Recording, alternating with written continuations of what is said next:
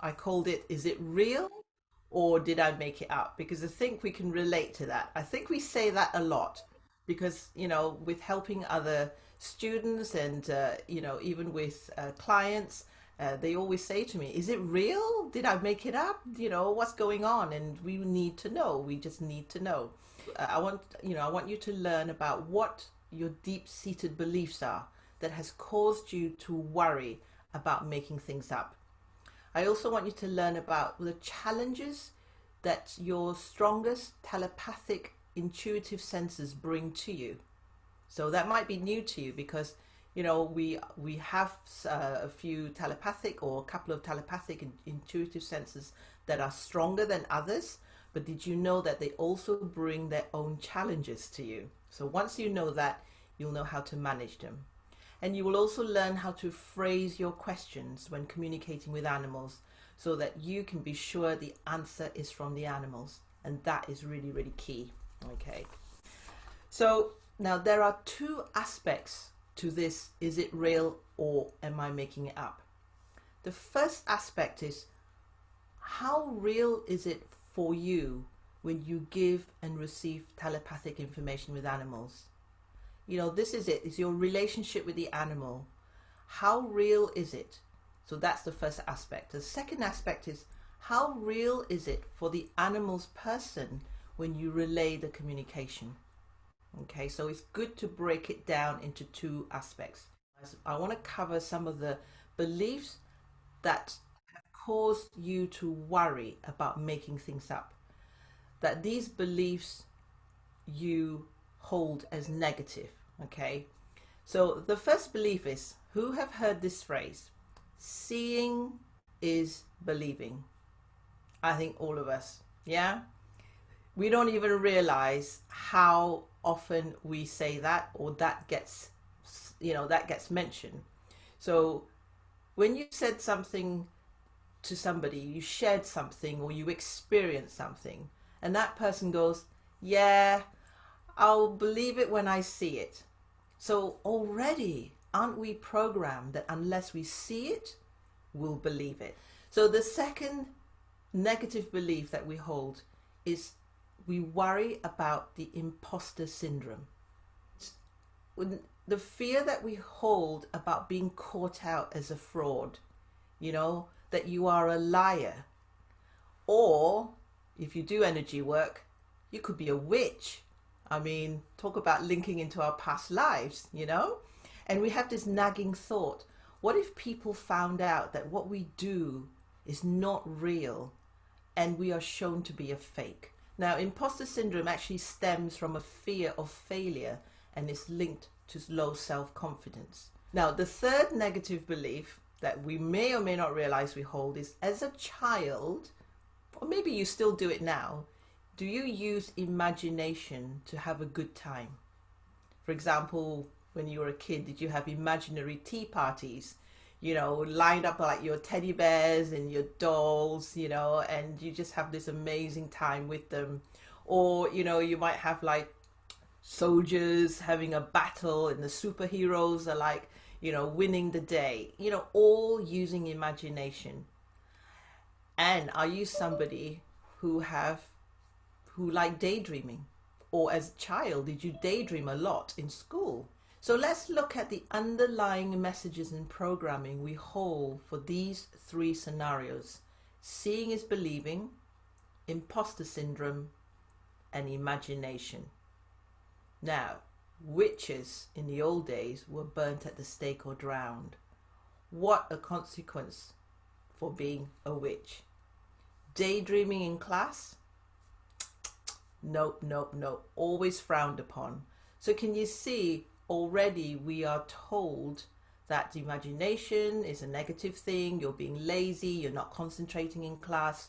The imposter syndrome, are you telling the truth? Are you faking it? Are you a fraud? Seeing is believing. Well, unless you prove it to me, I can't see it, so it's not true. So just be aware of these three beliefs we carry around, how they affect you when you're working with something that isn't tangible.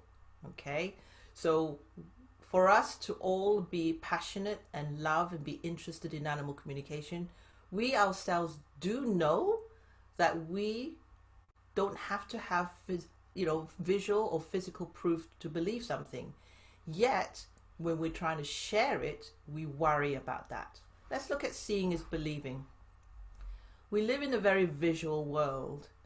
So often when we say something that someone can't believe, their usual response is, I'll believe it when I see it. And we're always asking for visual proof. There's CCTV cameras everywhere. Yeah. Photographic evidence is always required in courts so that you are proven to be innocent.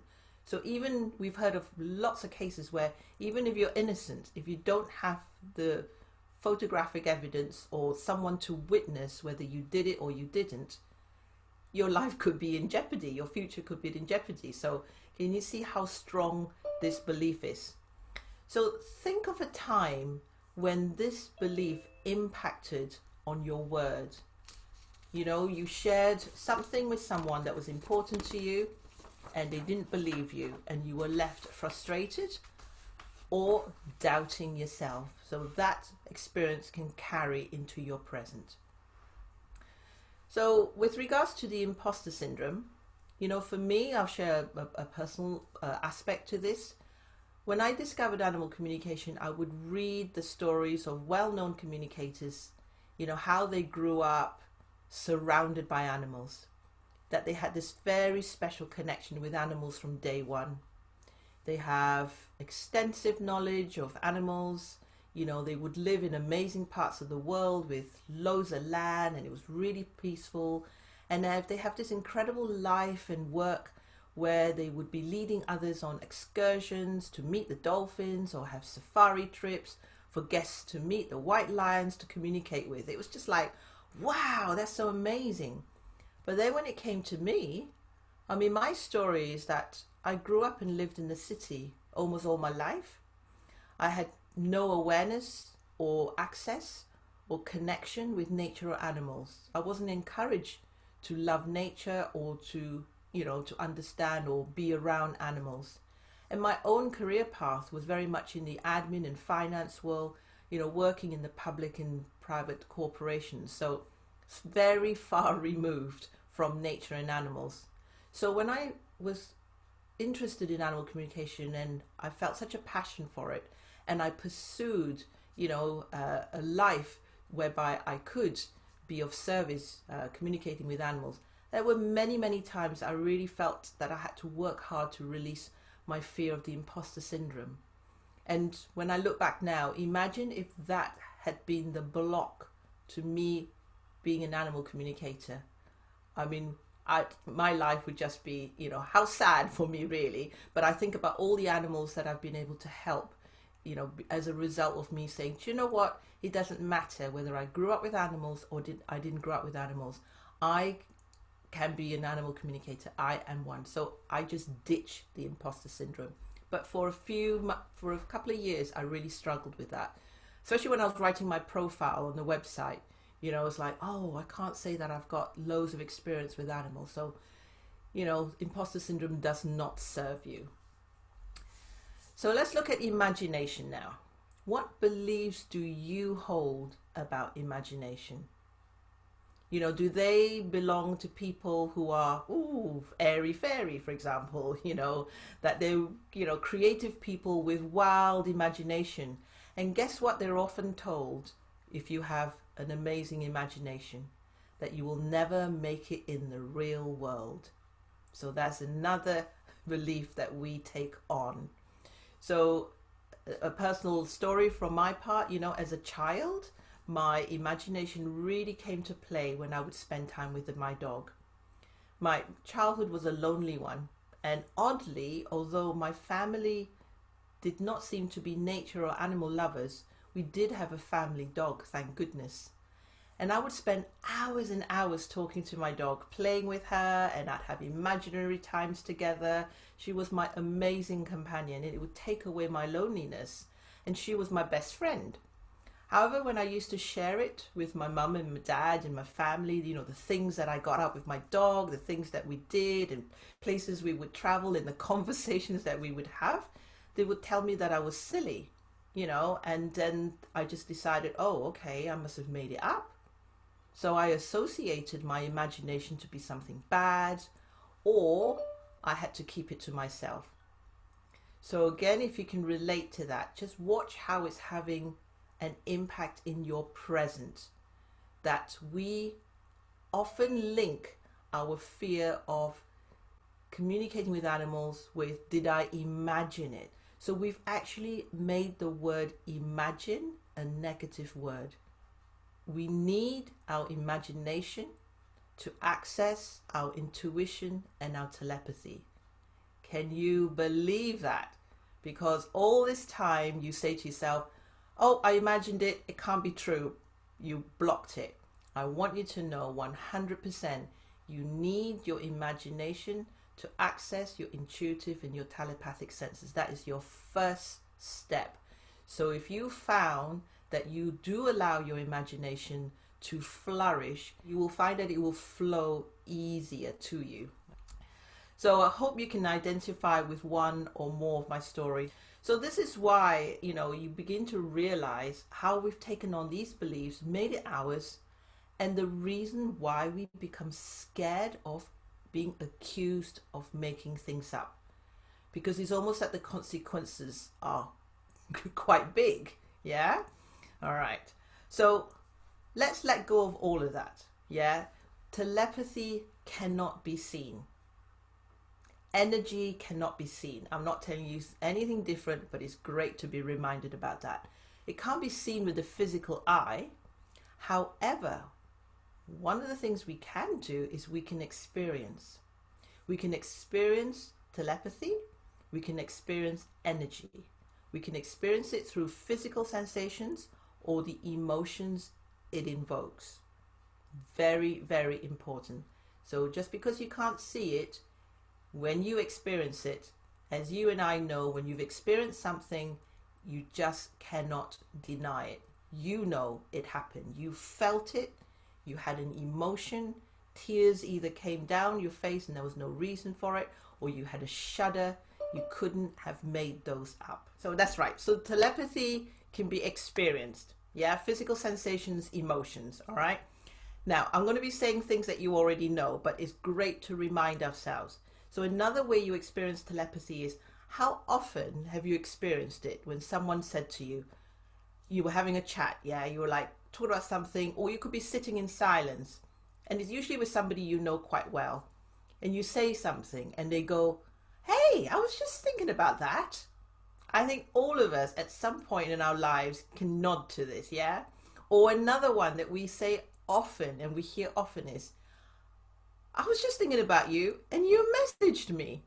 Okay, it happens often enough for it, for me, it happens a lot. So it's like, I can't deny it. I can't prove it, but I can't deny it either. So hold on to these incidents is really what I'm saying. So like I say, it's nothing new, but it's good to remind ourselves. Okay, so what this means is that we don't always need visual proof. Okay, or I've learned that I don't always need visual proof, but I do certainly want some evidence. That's also important. So I'm not saying to you, hey, guess what? All these negative beliefs, chuck them. Hey, I've just, reminded you that we can telepathically have the same thought as somebody. So don't worry about it. It's not that easy.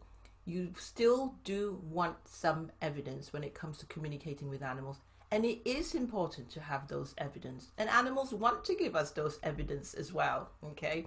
However, go for the evidence that you can feel or experience the effects.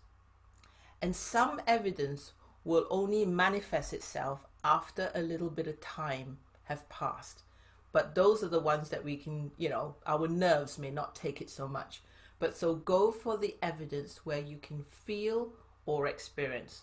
And then that will help you when it comes to trusting the information that you receive from the animals, whom you communicate with. So now I want us to look at 3 fears that hold you back. And the 3 fears whereby once you recognize, where you link it and recognize your intuitive processes, you can understand how to release these fears. So again, it's no good to you if I tell you what these fears are, you relate to them, and then I say to you, just let it go. We need more. We need to have an understanding about where these fears come from and how to overcome them in a way that's very practical. And one of the ways, or one of the challenges actually, that we may not be so aware or may not even associate or link, is your intuitive senses can also bring to it their own challenges. So I will talk about that in a moment. But let's look at three main fears. So this first main fear is the fear of getting it wrong. That's our biggest fear. We say that a lot. What if I'm wrong? Again, go back to the original negative belief, because the consequences of getting things wrong in other scenarios have been quite major. You know, for example, if you got something wrong, you'd have to stay back in class and get detention or something. So, you know, there's lots of cases or situations that made getting things wrong to be like a real big deal. So we get scared that if we relay the wrong information to the animal's person, it's actually a big deal. Okay, so again, we fear that the information is wrong because sometimes it feels as if it's just plucked out from thin air. It feels like that. Oh, that information just came to me. Oh, it just, this word just popped into my head.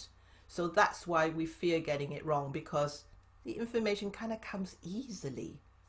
Can't come easily, information. We must work at it. Yeah. So that's one of the reasons why you might fear getting it wrong. Another fear is getting nothing. Okay, so the experience of getting nothing is you almost make all the effort to connect with the animal. You make special time, you meditate, and you tell yourself, I'm grounded, I've done all the things, step 1, step 2, step 3, step 4. Okay, I'm in. And you connect with the animal, but photograph, and you go, that's nothing. Silence. You get darkness, or you get like a blank, or you start to feel sleepy. Yeah, you just go, do you know what? I think I'm gonna go for a sleep now. And then you wake up from your nap and you feel really bad because you think, what have I just done there? I was supposed to connect with the animal, but I just had snooze. So the third fear is fear of overwhelm. Now these are for those, this fear is very, very real for those of you who are sensitive. You know, you have a sensitive energy and you can just be overwhelmed with, when you connect, you just get like this overwhelm of visuals, sensations, emotions, and it's too much. So you end up thinking, oh, I'm not sure what I'm doing, and you want to try and shut it down. And sometimes these information can be quite traumatic. You might see quite distressing situations or scenarios, or it could be that you're just going to bed or having a relaxing time, and suddenly you're saying, oh my goodness, you know, I suddenly got information from an animal that's in distress and trapped somewhere, and I don't know what to do. So this feeling becomes too much, and so and also the sense of responsibility becomes too much, because you don't know what to do with it, and so you may end up shutting it down. Okay, so we've got the fear of getting it wrong, the fear of getting nothing, and actually the fear of getting too much, which is the overwhelm. Okay, so what this has led me to is really kind of research from my own experiences through kind of hundreds of communications, also working with other communicators to help develop their confidence. And I've come to a place where I know how to help you, where there are tips and techniques that I can show you that you can 100% understand what is going on when you have fear of getting it wrong, fear of getting nothing, fear of overwhelm. So then you can release the fears. I want you to see if you can identify yourself in a few of these descriptions. So it's not just one, but it can be two, or it can be a mixture. Okay. So as mentioned earlier, you receive so many images and sometimes you can't make sense of it. You don't know if it relates to the animal sharing the information or you're imagining it. You just feel like you're making it all up all the time. You don't know where it's leading. You get random information. They don't seem to have a focus. They don't have any direction. All you do is you're getting lots of imageries and lots of kind of, colors and textures. So how many of you have that experience? And if you do, it's very likely that you have a strong visual, telepathic, and intuitive sense. Okay, so you could describe, for example, you could describe your dreams. You're probably somebody who have dreams, vivid dreams, and you can talk about your dreams to somebody for ages, and after a while they'll be like, oh, I can't follow you, this, and you're like, and then I saw this, and then that happened, and then this, and you can do it in great detail as well. Okay, so it's very likely your strong intuitive sense is visual, and with that it comes with the challenge of sometimes too much, no direction, no idea where it's all leading to. It's almost as if somebody's got a box of jigsaw pieces, say 5,000 pieces, and then just threw it up in the air and it all lands, and you see all these different jigsaw pieces and you're like, I don't know which, does this belong to this, does it belong to that? Okay, so that can be your experience. Another description is you can get overwhelmed with feelings, right? You're not sure if this feeling is yours or whether it's theirs.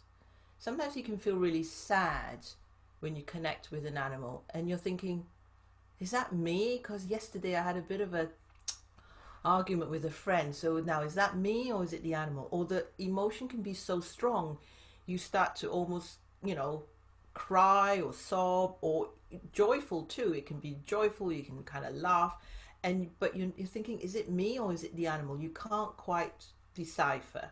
Okay, but the challenge this brings is sometimes you can also get physical sensations so strongly that it can scare you, or it can be that after the session with the animal, and as far as you've disconnected with the animal, but you can still feel the physical sensation and it worries you and you think, what's going on here? Is it them? Is it me? Okay, so if that's the case, it's likely that your strong intuitive sense is emotion or physical sensations or both. Now, you don't have to be pigeonholed in any of these, but which one can you experience? Because once you are aware which ones you're experiencing, I'll talk to you about how you can then help manage those intuitive senses to the point whereby you can then be very clear about the information that's coming through. Okay. Now, next one. You don't see images. You don't feel sensations. You get frustrated waiting for something to come to you. Basically, you just get nothing. However, if you are more aware about this, you also find that you get words, you get phrases and thoughts and conversations in your head. But then how can you trust? Because the word just popped into your head, or you're having a conversation. Is that you conversing? Is that you saying it? Or was it the animal? Okay. So if that is what you can relate to, it's very likely that your strong intuitive sense is knowingness. Okay, so just bear that in mind. So like I say, it can be a mixture. And then there are the more subtle senses. Now, you may not immediately identify with sounds, intuitive sounds. Perhaps you're worried because your own hearing isn't so sharp, okay? Or you might actually not relish the thought of experiencing certain smells and tastes. Some of us are very sensitive, to smells and tastes. For example, you might worry about receiving the taste and texture of meat in your mouth. And so what you could have done subconsciously is block those intuitive senses as well.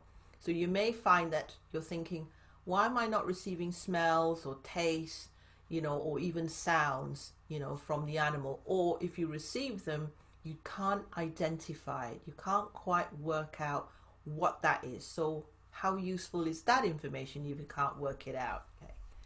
So now we come to, because I always like practical solutions. So now you know what your negative beliefs are. You know what your fears are. And also you know the challenges that your strong intuitive senses bring to you. How do we overcome that? Okay. So let's move through the challenges and understand your intuitive and telepathic process so that you will begin to trust how the information is given by the animal and received by you. So those of you who identified with visual, you know, where you get a whole pile of information that is very hard sometimes to describe, here's the tip for you.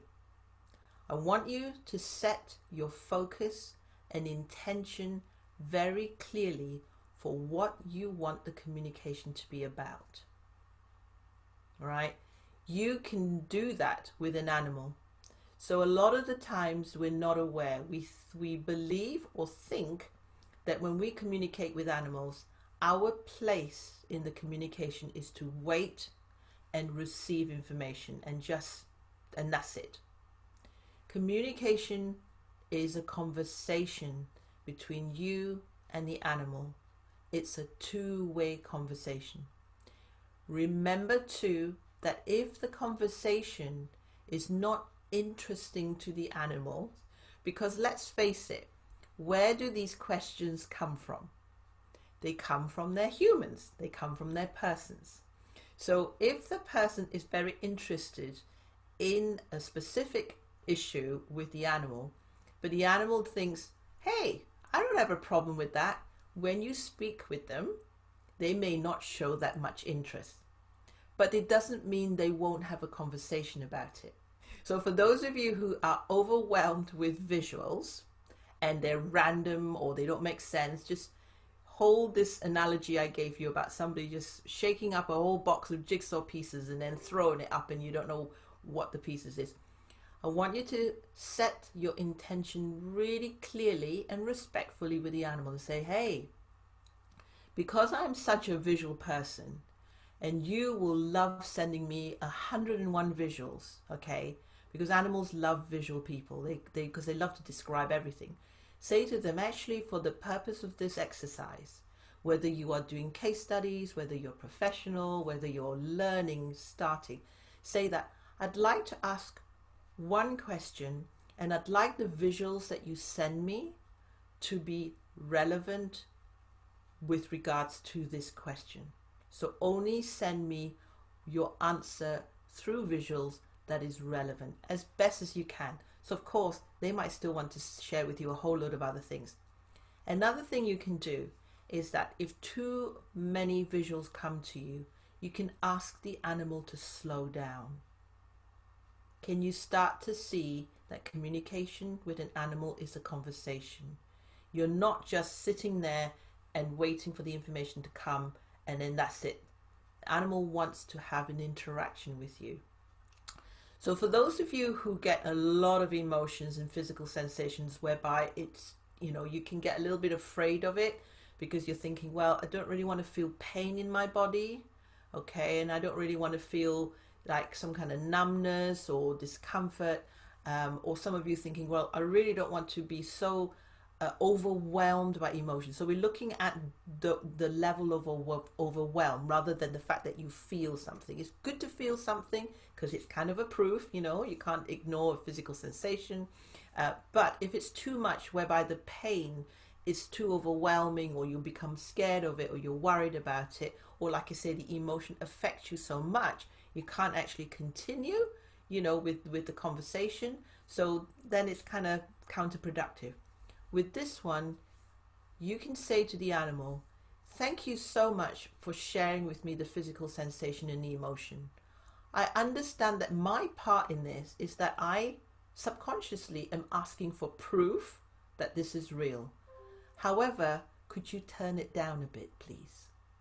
Could you tone down this physical sensation? Could you tone down the emotion? Because I want to continue with the conversation.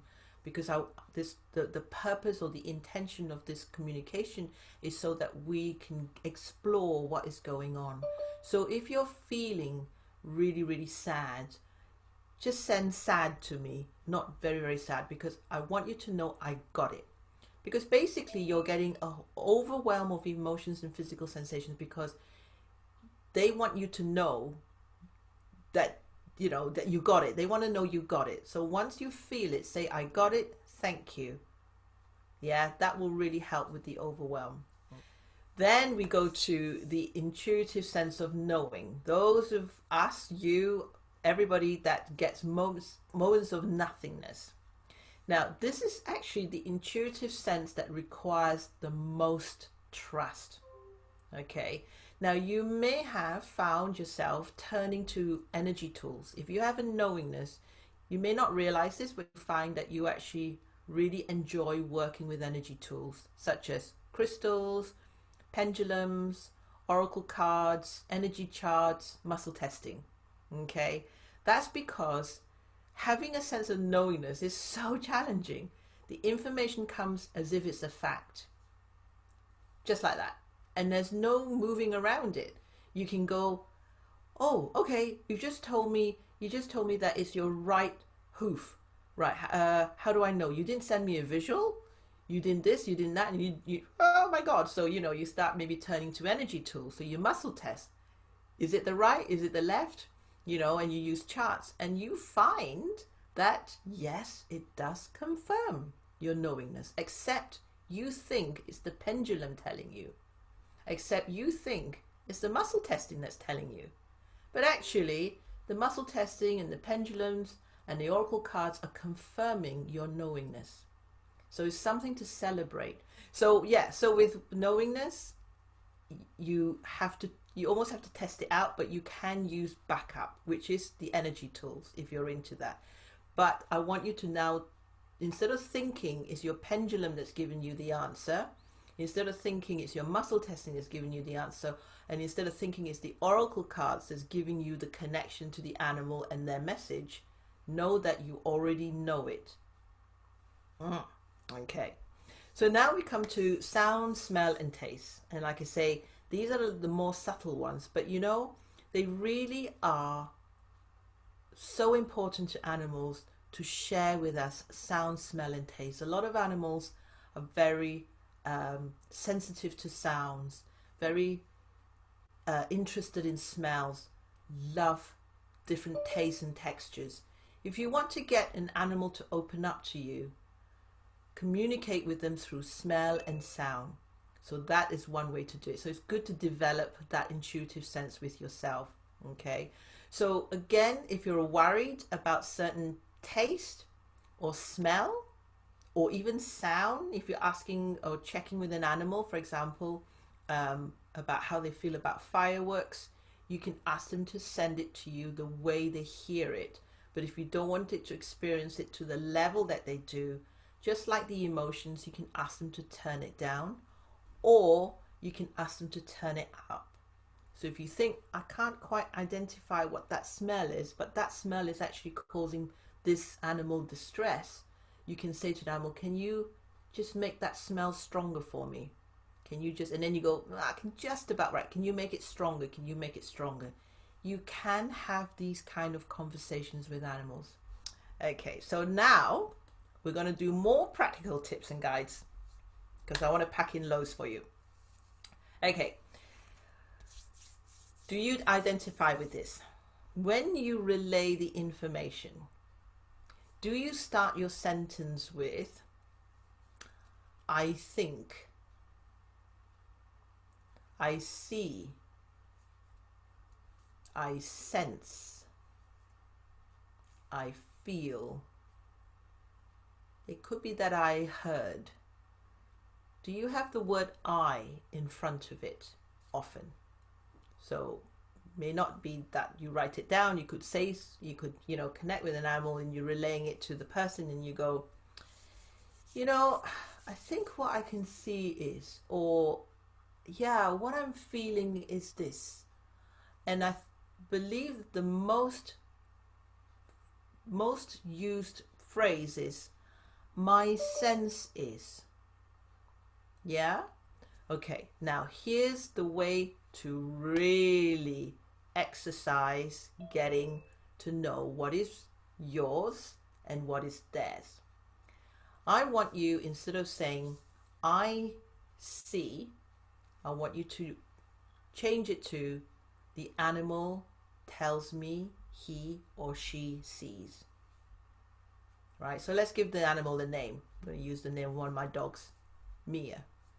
Mia shows me. Mia tells me she can see. The sound that Mia sent me. The smell and taste that Mia gave to me was. Mia shared with me feelings of. Mia gave me the physical sensations in my body that felt like. Subtle as it is, it makes a difference, because by connecting with the animal in the way you relay the information keeps you connected with the telepathy, the telepathic information that you're being given. Now, here's an interesting exercise. You can put it in 2 columns. So you can connect with the one animal, same animal, or you can have 2 pieces of paper. 2 pieces of paper, you've probably got lots to write about. And on one piece of paper, you can do the I sense, I think, I feel, I see, I heard. On the other piece of paper, you can have, she showed me, she sent me this sound, she shared feelings of. So you always bring the animal's name into the sentence. I don't want you to discard one or the other. I want you to work with both. So when you connect with the animal and you have a visual and you go, I think I can see, right, write it on that bit of paper that I think I can see. So now wait and go and say the name of the animal. Mia, can you show me? Can you show me what I've just seen? Is it the same thing or is it something different? No judgment, no analysis. Keep going with this exercise. I don't want you to get caught up in the, so write down, it could be the same thing, it can be something different. I don't want you to kind of worry about it at that point. So again, you go, I really sense that she's worried about something. So write that down. I sense she's worried about something. And then refer back to the animal and go, Mia, what are your feelings right now? Yeah, so what you're doing is you're checking your senses with the communication with the animal. And this practice is very important. It's not about saying you discard your senses. It's about checking, do your senses and the communication from the animal match up? And it's okay if they don't as well. Is that news to you? Okay, this is the freedom that you can have with trusting your intuitive senses. This is the kind of freedom that will get you to let go of the fear of getting things wrong, because our senses are as equally important as what the information is coming through from the animal, because it all works together. So don't try to separate it. But when you're relaying it, because that's the fear, isn't it? The fear isn't the communication with the animals. It's important to break that down into 2 parts as well. Don't lump it into one. So when you come to communicate with an animal and you start to have fears, I want the first question you ask yourself is, am I afraid to connect with the animal? And I'm afraid that I'm going to get nothing with the animal, or I don't understand what the animal is saying? Or am I afraid that when I share what I receive, I'm going to get it wrong? Okay, so if your fear lies in both, which it will do if you're at the beginning of your animal communication study, then only concentrate on working on the first bit, which is my fear is getting it wrong, i.e. I may not understand the animal. Okay, don't bring the 2 in. It becomes pressure. the pressure of thinking, I don't know if I'll get anything from the animal, as well as the pressure of if I tell somebody and they tell me it's wrong, it's too much. That's why we all fall off the practice side of it. You know, you go to a workshop, you do a course, and it's incredible experience, isn't it? A whole group of like-minded people, and you're like on this great kind of momentum, and then you leave the course, you're on your own, and that's when it dips. And the reason it dips is because all these fears come into play and it's too much. Okay, so remember to break it into two parts.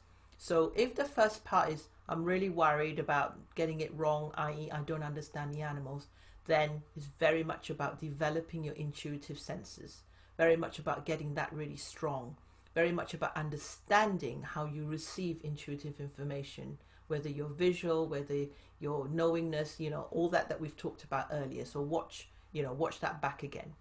And then the second part, which is if you're worried about when you relay it and it's wrong, therefore that two pieces of paper, you relay it by saying, you know, with your dog, I sensed that she was worried, but what she shared with me was feelings of low confidence.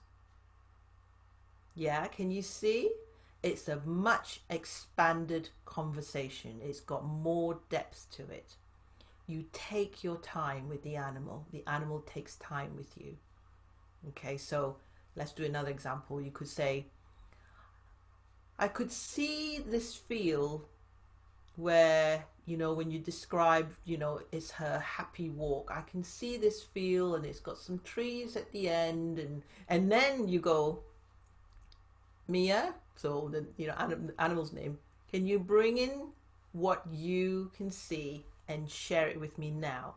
And then you might actually realize it's the same, or the animal might have some additional aspects, some additional imagery, or the animal's going, yes, at last I can talk about visuals and send you on an amazing kind of experience of every single thing that they see. Okay, so two pieces of paper, but when you relay it to the person, you relay both aspects. So the one whereby you have I sense, I feel, I see, and it's the same with the animal, bingo. What you're doing is you're proving to yourself it's real. So take it slow, take it slow. It's always about going back to making sure your first step is your experience with communicating with the animal feels real to you. Because if it doesn't feel real to you and you want to relay it to the person, that's where you're going to affect your confidence. So sometimes, like I say, we kind of lump the two together. So work on yourself first, work on your connection with the animal, work on your intuitive senses, become very clear what's your sense and what's the animal's information. Be very clear about the challenges your telepathic intuitive senses bring to you and how you can manage that. Once you get confident how you experience the communication with the animal, then you move into the arena of relaying it. Okay, so that's how you ensure you nurture your confidence. Really, that's the key. Don't let your confidence be, you know, kind of trashed, because then you kind of lump everything together. Oh, I can't communicate with animals. I told somebody something and they just told me it was completely wrong. You know, or I feel as if they tried to make it, you know, right, and now I feel like I haven't really, you know, got to it. So that's why. Wherever you're at with your animal communication journey, I'm just going to take a moment to really just celebrate that you're all here because you love animals. And more than that, you have this connection that truly respects their voice, their opinion, their choices. You know, that's, to me, is what animal communication is about. We can observe what they need. We can decide, you know, if animals are under our care, we can decide what they should have and shouldn't have. And we can still, to a degree, take good care of them. However, all of us here today are being drawn to this title, you know, is it real or am I making it up? Shows that we care so much that we want to represent the animal well, to honor them, to respect them, to give them the voice, to give them opinions, to give them a choice. Isn't that just the most beautiful thing, that we can uh, give back to all that they give us? So wherever you are at with your animal communication journey, 3 questions to ask you. Do you want to get on with this? Get rid of all your doubts. Really provide a service in whichever way your definition of service is. Do you want to do it now? Like right now, you've been waiting for years and you've been struggling for years, or you've just discovered it's so exciting. Do you want to do it now? Or do you think, yeah, in about 3 to 6 months, I can really get my teeth into it? Or you're thinking, do you know what? I don't know. I really love it, but I don't know. So is it now? Is it 3 to 6 months time? Or is it, I don't know? Okay. The reason I ask you these 3 questions is because for me, it's all about making sure you don't lose that spark in you for your love of animal communication. So if you're saying now, I want to encourage you to find yourself a teacher or a mentor and get one-to-one work, right? Really get that nurturing into you, get your confidence up. If you're saying now, that is your next step, okay? If you're saying 3 to 6 months, that kind of timeline, then don't struggle on your own with your practice. You need to join a group. You need to be part of a community. You need to reach out to other like-minded folk who are interested in this. It's so easy. It's like you can get all fired up in this webinar, yeah, because I'm feeding kind of like the fire and giving you all the tips and guidance, and you can sense my enthusiasm, yeah. You switch off the webinar, you tell a friend, yeah, that was amazing, and then tomorrow you go and sit with an animal and you think, yeah, that was okay, and then the day after, okay, it does wane because you need to have that connection with others. So if it's about 3 to 6 months, you think, yeah, I haven't got time right now because I've got other things going on, but I really do believe in this. I really been getting lots of nudges. I hear that often. I keep getting nudges. My animals keep looking at me and I can tell they want me to do more.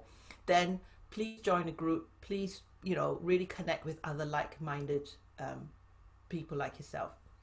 Now, if you say, I don't know, that's to me is the fact that you don't know, but you're interested. I want you to continue to read books. I want you to continue to watch videos. I want you to continue to find free offers because there's loads, oh my God, social media is amazing. I want you to follow other communicators. I want you to just allow yourself to explore. Don't put pressure on yourself, because the minute we put pressure on ourselves, it just shuts down our intuitive and telepathic senses, So really allow yourself to just follow, be curious. Oh, what's she up to? What's he up to? What's he doing? But what I don't want you is to lose that passion, to lose that love for animal communication.